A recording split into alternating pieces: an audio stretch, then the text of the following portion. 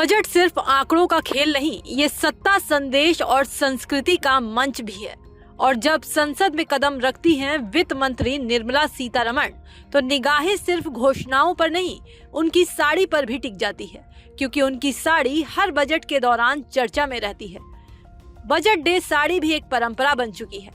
ये साड़ियां केवल पहनावे का हिस्सा नहीं होती, बल्कि भारतीय कला और सांस्कृतिक गर्व का प्रतीक मानी जाती हैं। यही वजह है कि देखने वाले टकटकी लगाए बैठ जाते हैं कि निर्मला सीतारमण का बजट लुक कैसा होगा। आखिर इस बार उन्होंने कौन सा खास पहनावा कैरी किया है। सियासी जानकार तो पहले से कयास लगा रहे थे कि इस बार उनकी साड़ी में शायद पश्चिम बंगाल या फिर उत्तर प्रदेश की झलक दिखाई दे, क्योंकि इन्हीं क्षेत्रों में चुनाव जो नजदीक है। लेकिन हुआ इसके ठीक उलट।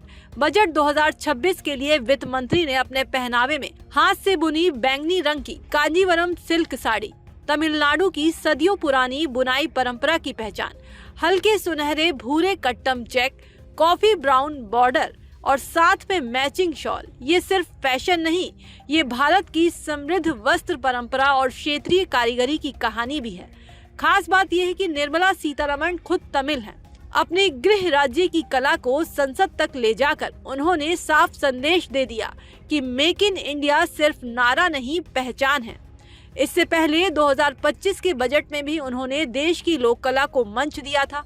बिहार की मधुबनी पेंटिंग से सजी ऑफ वाइट सिल्क साड़ी, जिस पर बनी मछली सुख, समृद्धि और विकास का प्रतीक थी।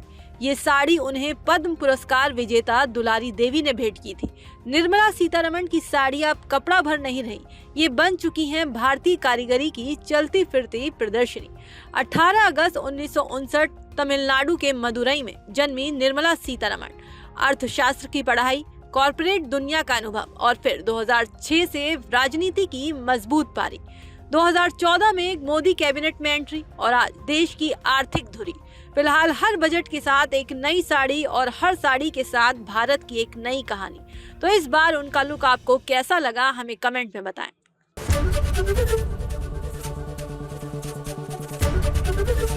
एबीपी गंगा, खबर आपकी, जुबान आपकी।